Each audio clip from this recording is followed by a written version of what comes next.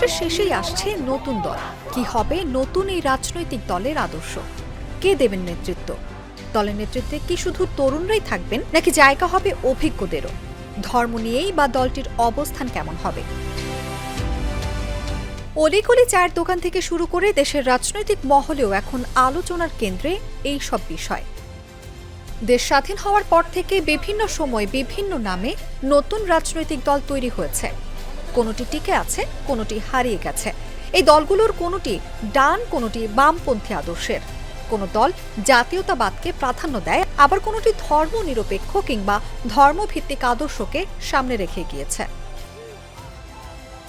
তবে এদের মধ্যে সবচেয়ে বড় দল হয়ে উঠেছে বিএনপি, জাতীয় পার্টি, আওয়ামী লীগ। নির্বাচনে জয়ী হয়ে ক্ষমতায় গেছে দলগুলো। এর বাইরে আর যেসব নতুন দল গঠিত হয়েছে তার কোনোটি ভোটের মাঠে সুবিধা করতে পারেনি। সারা দেশেও সাংগঠনিকভাবে শক্তিশালী অবস্থান তৈরি হয়নি তাদের। ফলে মোটা দাগে দেশের রাজনীতি মূলত আওয়ামী লীগ এবং বিএনপি এই দুই ধারায় বিভক্ত। এদিকে ছাত্র বিপ্লবের পর দেশের নতুন রাজনৈতিক মেরুকরণে ফেব্রুয়ারির তৃতীয় সপ্তাহে ছাত্রদের নতুন দল গঠিত হতে যাচ্ছে বলে জানাচ্ছেন সম্ভাব্য দলটি সংগঠনের সঙ্গে যুক্ত নেতারা। মূলত ছাত্রদের নতুন দল গঠনের কাজটি তত্ত্বাবধান করছেন জাতীয় নাগরিক কমিটি এবং বৈষম্য বিরোধী ছাত্র আন্দোলনের নেতারা। দেশের বামপন্থী কিংবা ডানপন্থী রাজনীতির যে ধারা, সেটা থেকে বের হয়ে মধ্যপন্থী অবস্থান নিতে চায় ছাত্রদের নতুন দল। সেই জায়গা থেকে আমাদের রাজনৈতিক দলের পোস্টগুলো বা জায়গাগুলো থাকবে। আমরা আশা করি এই ধরনের প্রভাবশালী হোক বা প্রভাবশালী না হোক, এটা সিস্টেমেটিক আকারে সবাইকে চলতে হবে। এবং আশা করি বাংলাদেশ ফাইনেস্ট এবং বাংলাদেশের ইতিহাসে সবচেয়ে একটি সুন্দর দল জনগণ উপহার পাবে এই মাসের মধ্যে। এ বিষয়ে সংবাদ মাধ্যম বিবিসি বাংলাকে দেয়া এক সাক্ষাৎকারে জাতীয় নাগরিক কমিটির সদস্য সচিব আক্তার হোসেন বলেন, বাম ডান এমন বিভাজনে নয়, তারা বাংলাদেশ প্রশ্নে এক থাকতে চান। ইসলাম ফোবিয়ার রাজনীতি অথবা উগ্র ইসলামপন্থী বা উগ্র হিন্দুত্ববাদী রাজনীতির মধ্যেও তাদের দল নেই বলে জানান তিনি। এক্ষেত্রে দলটি জাতীয়তাবাদ, সেকুলার বা ধর্মভিত্তিক এ ধরনের কোনো আদর্শকেই সামনে রাখতে চায় না। তাহলে দলের আদর্শ কি হবে? নতুন দলের সাম্য, ন্যায় বিচার ও সুশাসনকে হাইলাইট করতে চান বলে জানান জাতীয় নাগরিক কমিটির যুগ্ম আহ্বায়ক আলী আহসান জুনায়েদ। বিবিসি বাংলাকে দেয়া সাক্ষাৎকারে তিনি বলেন, ডানের দিকে বা বামের দিকে না ঝুঁকে সাম্য, ন্যায় বিচার, সুশাসনকে ঘিরে একটি মধ্যপন্থী দল হবেন তারা, যেন সব ধরনের মানুষকে ধারণ করতে পারে। তিনি বলেন, একটা রাষ্ট্রে বিভিন্ন ধরনের মানুষ বসবাস করে, বিভিন্ন ধর্মের মানুষ বসবাস করে। সেই বহুত্ববাদকে স্বীকার করে কিভাবে একটা এগ্রিমেন্টের মধ্য দিয়ে এগোনো যায়, যেভাবে অভ্যুত্থানে এগিয়েছেন, সেটি তাদের মূল ফোকাস পয়েন্ট। দেশের রাজনৈতিক দলগুলোর মধ্যে বাঙালি কিংবা বাংলাদেশি জাতীয়তাবাদী ধারার রাজনীতি যেমন আছে, তেমনি ধর্মনিরপেক্ষ কিংবা ধর্মভিত্তিক রাজনৈতিক দলও আছে। দলীয় প্রচার এবং কৌশলে অনেক সময় ধর্মীয় পরিচয় গুরুত্বপূর্ণ হয়ে ওঠে। তবে এক্ষেত্রে ধর্মনিরপেক্ষ কিংবা ধর্মভিত্তিক এরকম কোনো পরিচয় ঢুকতে চায় না ছাত্রদের সম্ভাব্য নতুন দল। এ বিষয়ে বিবিসি বাংলাকে জাতীয় নাগরিক কমিটির মুখপাত্র সামান্তা শারমিন বলেন, তারা অধিকারের রাজনীতি, দায় ও দরদের রাজনীতি এগুলোকে সামনে নিয়ে আসবেন, যেন নির্দিষ্ট কোনো মত বা ধর্ম গুরুত্বপূর্ণ হয়ে না ওঠে।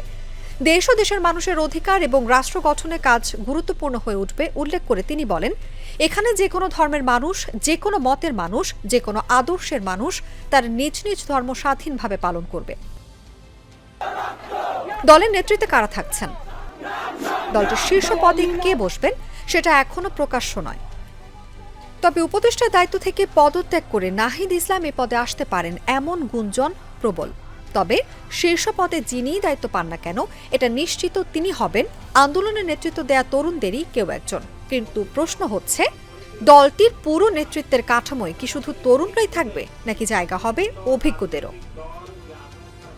এ বিষয়ে বৈষম্য বিরোধী ছাত্র আন্দোলনের সমন্বয়ক আবু বাকের মজুমদার বিবিসি বাংলাকে জানিয়েছেন, তরুণদের প্রাধান্য থাকলেও দলের নেতৃত্বের বিভিন্ন পর্যায়ে স্থান দেওয়া হতে পারে অভিজ্ঞদের। তিনি বলেন, তরুণদের পাশাপাশি সিনিয়র সিটিজেনও অনেক আছেন যারা তাদের সঙ্গে রাজনীতি করতে ইচ্ছুক। বিভিন্ন কমিউনিটি ভিত্তিক এবং সিভিল সোসাইটি ভিত্তিক যারা আছেন কিংবা দীর্ঘদিন রাজনীতি করেছেন, এমন মানুষদেরও নতুন রাজনৈতিক দলে আনার প্রক্রিয়া চলছে। এদিকে দেশের রাজনৈতিক ইতিহাস বলছে গত 40 বছরে নতুন তৈরি হওয়া কোনো দল ভোটের মাঠে সেভাবে সুবিধা করতে পারেনি। তবে দেশে না হলেও গত কয়েক দশকে বিশ্বের বিভিন্ন দেশে নতুন নতুন রাজনৈতিক দলের অল্প সময়ের মধ্যেই ক্ষমতায় আসার নজির আছে, যার মধ্যে বিশ্বব্যাপী বিশেষভাবে নজর কেড়েছে তুরস্কের রিসেপ তাইয়েপ এরদোয়ানের একে পার্টি, পাকিস্তানের ইমরান খানের তেহরিকে ইনসাফ এবং ভারতের অরবিন্দ কেজরিওয়ালের আম আদমি পার্টি। সফলতার মন্ত্র খুঁজতে ছাত্ররাও নতুন এই তিনটি দলের কর্মসূচি, সাংগঠনিক কাঠামো ইত্যাদি যাচাই বাছাই করছে।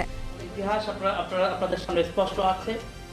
এ বিষয়ে জাতীয় নাগরিক কমিটির যুগ্ম আহ্বায়ক আলী আহসান জুনায়েদ বিবিসি বাংলাকে জানান, এসব দল কিভাবে জনগণের কাছে জনপ্রিয় হতে পেরেছে সেগুলো খতিয়ে দেখছেন তারা। তিনি জানান, এই পার্টিগুলো আসলে কিভাবে জনগণের কাছে গিয়েছে, জনগণের ভাষা বোঝার ক্ষেত্রে তারা কোন ধরনের কৌশল নিয়েছে, তাদের গঠনতান্ত্রিক কাঠামোটা কেমন, এসব বিষয় তারা স্টাডি করছেন। সে সঙ্গে ওই অঞ্চলের তরুণদের বোঝার ক্ষেত্রে এবং রাজনীতি বোঝার ক্ষেত্রে তারা কি চিন্তা ভাবনা নিয়ে এসেছে, যেটা ওই দেশের লোকজন গ্রহণ করেছে এবং তাদেরকে রাজনৈতিকভাবে শাসন ক্ষমতার দায়িত্ব দিয়েছে, সেগুলো বোঝার চেষ্টা করছেন বলেও জানান জুনায়েদ। সব ঠিক থাকলে ফেব্রুয়ারির তৃতীয় সপ্তাহেই আসবে ছাত্রদের নতুন দল। তবে এমন এক সময় নতুন দলটি আসতে যাচ্ছে যখন আগামী ডিসেম্বরের মধ্যেই জাতীয় সংসদ নির্বাচন অনুষ্ঠিত হতে পারে বলে জানিয়েছেন প্রধান উপদেষ্টা। সেটা হলে খুব দ্রুতই নির্বাচনের মুখোমুখি হতে হবে নতুন দলকে।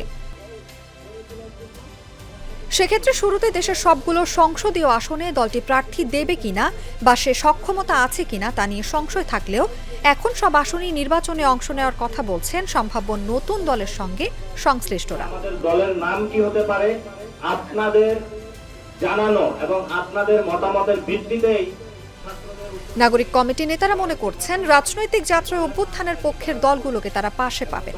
তবে কোনো জোটের অংশ হওয়া বা ভোটের আগে নির্বাচনী ঐক্য তৈরির চিন্তা আপাতত নেই, কারণ এককভাবেই বড় রাজনৈতিক দল হয়ে উঠতে চান তারা।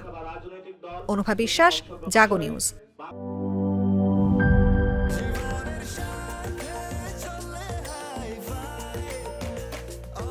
স্বাস্থ্যকর অল টাইম, সব সময় অল টাইম হেলদি লাইফ।